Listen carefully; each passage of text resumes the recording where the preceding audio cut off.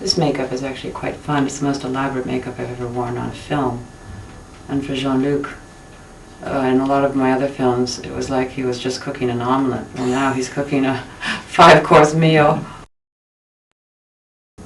This is a particular challenge to me because I really respect the original, and I respect the effect that that classic character has had on generations of children. And I have a child who wanted to know why I didn't have the big white fur coat, why I didn't have, you know, a red car, why I didn't, you know, she knows exactly the, you know, what the original character is. And but that's not, we're not copying the cartoon, we're reinventing it.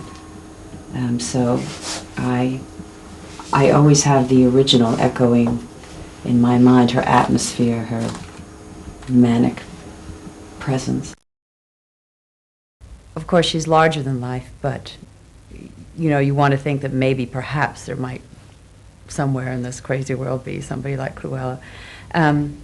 She doesn't wear just one costume, as she did in the cartoon, that great voluminous white coat with the ermine tails and the black sheath underneath.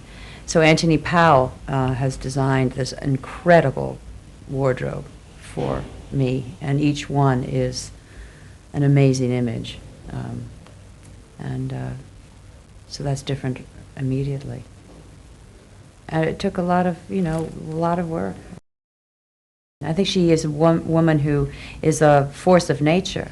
I always thought of her as somebody who really, kind of a wind comes into the room when she enters. You know, your hair gets slightly blown back by her. So she is a force to contend with, and so she speaks loudly and, you know, bosses people around and expects to have her way, and I know people like that. I did one scene with the dogs when Cruella comes to the house in the thunderstorm and demands the newborn puppies. You know, put them in a bag. And the dogs were amazing.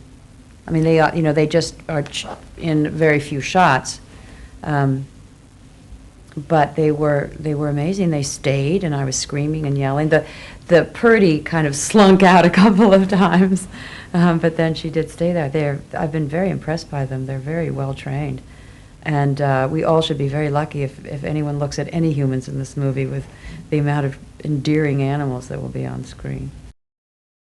He's a wonderful director in that he can give you. He has an objectivity, and in the middle of a scene can come and just offer little suggestions or a little direction to go to, and I find that very comforting. It means that he's looking, and he's listening, and he's watching, and he's taking good care of you.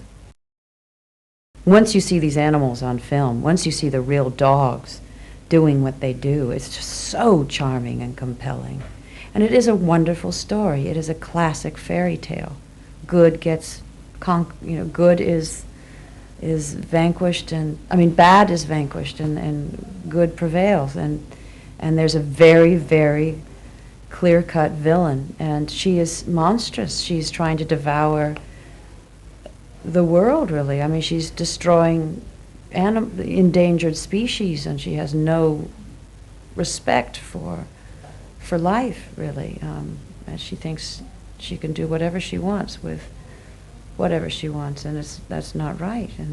And hopefully everyone will cheer when I end up in the manure heap pile.